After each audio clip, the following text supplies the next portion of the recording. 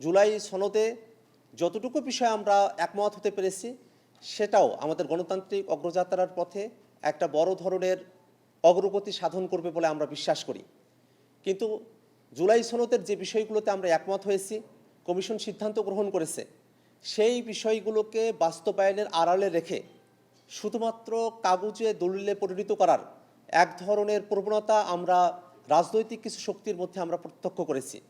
সে জায়গা থেকেই ঐক্যবদ্ধ কমিশনে জুলাই সনদ বাস্তবায়নের বিষয় নিয়ে দীর্ঘ সময়ব্যাপী আলোচনার প্রস্তাবনা আমরা করেছিলাম।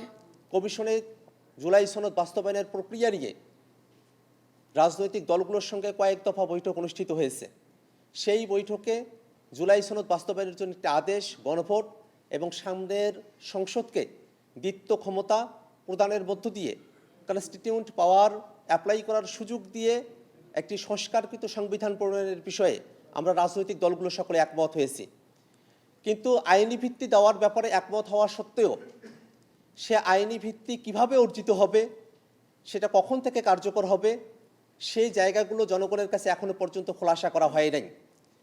আইনি ভিত্তির জায়গাগুলোকে পরিষ্কার না করেই সরকার এবং ঐক্যমত্য কমিশন জুলাই সনদ স্বাক্ষরের অনুষ্ঠান সম্পন্ন করেছে। গত 17 তারিখের জুলাই সনদ স্বাক্ষরের অনুষ্ঠানে জাতীয় নাগরিক পার্টি এনসিপি আমরা অংশগ্রহণ থেকে বিরত থেকেছি। আমরা মনে করি জুলাই সনদ স্বাক্ষর শুধুমাত্র আনুষ্ঠানিকতা। যদি বাস্তবায়ন ব্যতিরেকে জুলাই সনদ স্বাক্ষরিত হয় তাহলে আমরা যতটুকু অর্জন করতে চেয়েছিলাম সে অর্জন ধরাছোঁয়ার বাইরে থেকে যাবে। সে কারণে জুলাই সনদ স্বাক্ষরকেই আমরা মূল বিষয়বস্তু মনে করি না, আমরা এটাকে আনুষ্ঠানিকতা হিসেবে দেখি। বরং জুলাই সনদ বাস্তবায়নের যে আদেশ, সেই আদেশের বিষয়ে জনগণের কাছে পরিষ্কার বার্তা উপস্থাপন করে জুলাই সনদকে পরিপূর্ণভাবে বাস্তবায়নের লক্ষ্যে নিয়ে আমরা আমাদের কার্যক্রম পরিচালনা করছি। যদিও গত 17 তারিখের জুলাই সনদ স্বাক্ষর অনুষ্ঠানে আমরা অংশগ্রহণ করি নাই, কিন্তু অনেক আগে থেকেই আমরা এই কথা বলে আসছি যে জুলাই সনদের যতটুকু অর্জন সেটাকেও যদি পরিপূর্ণভাবে আমরা বাস্তবায়ন করতে চাই তাহলে অবশ্যই এই বাস্তবায়নের পথরেখা জাতির কাছে পরিষ্কার করতে হবে এবং আমরা ঐক্যমত্য কমিশনের সঙ্গে আমাদের আলোচনা চলমান রাখব। সে হিসেবেই ঐক্যমত্য কমিশন এবং জাতীয় নাগরিক পার্টির মধ্যে আজকে একটি দ্বিপাক্ষিক আলোচনা অনানুষ্ঠানিকভাবেই অনুষ্ঠিত হয়েছে। সে আলোচনাতে আমরা কমিশনের কাছে আমাদের দাবিসমূহ আবারও পুনর্ব্যক্ত করেছি। আমরা দাবি জানিয়েছি যে জুলাই সনদ বাস্তবায়নের যে আদেশ, সে আদেশের ড্রাফট, সে আদেশের বিষয়বস্তু, সে আদেশের পরিধি, প্রত্যেকটা জিনিস জাতির কাছে উপস্থাপন করতে হবে। এই জুলাই সনদ সেটা জনগণের সার্বভৌম অভিপ্রায়ের অভিব্যক্তি হিসেবে ডক্টর মোহাম্মদ ইউনূস সরকার প্রধান হিসেবে এটাকে জারি করবেন এবং সামনের সংসদে কনস্টিটিউয়েন্ট পাওয়ার অ্যাপ্লাই করার মধ্য দিয়ে এটাকে একটা সংস্কারকৃত 2026-এর সংবিধান হিসেবে ঘোষণা করতে হবে। আমরা কমিশনের সঙ্গে এই সামগ্রিক আলোচনার জায়গায় কমিশন আমাদেরকে জানিয়েছেন যে তারা জুলাই সনদ বাস্তবায়নের একটি আদেশ তারা প্রস্তুত করছেন, যেটাকে আমরা একটা অগ্রগতি হিসেবে দেখি।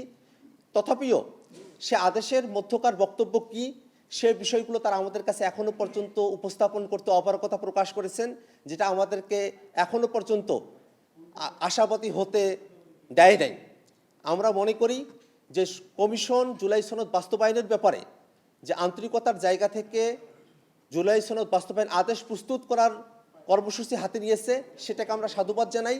কিন্তু সেটাও যেন কোনোভাবে জুলাই ঘোষণাপত্রের মতো করে কোনো দলের চাপে পড়ে একটা কাগজে দলিল হিসেবে জাতির কাছে বাস্তবায়ন পরিপন্থীভাবে উপস্থাপিত না হয়, সে ব্যাপারে আমরা ঐক্যবদ্ধ কমিশনকে সর্বাধিক খেয়াল রাখার জন্য আমরা আহ্বান জানিয়েছি এবং আমরা এটা প্রত্যাশা করি কমিশন যে ড্রাফট প্রস্তুত করছে সেটা আমাদের সঙ্গে তারা শেয়ার করবেন এবং আমরা পরিপূর্ণভাবে নিশ্চিত হয়েই তারপরে জুলাই সনদে স্বাক্ষরের দিকে আমরা অগ্রসর হতে পারি।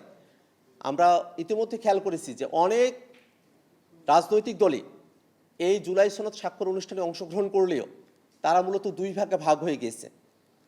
এক দল তারা জুলাই সনদের স্বাক্ষর মুছে দেওয়ার সুযোগ খুঁজছে, আর একটি দল জুলাই সনদের বাস্তবায়নকে ভেস্তে দেওয়ার সুযোগ খুঁজছে। এমতো অবস্থায় জাতীয় নাগরিক পার্টি এনসিপি মনে করে জুলাই সনদকে পরিপূর্ণ বাস্তবায়নই কেবলমাত্র এই সংকট থেকে আমাদেরকে উত্তরণ ঘটাতে পারে।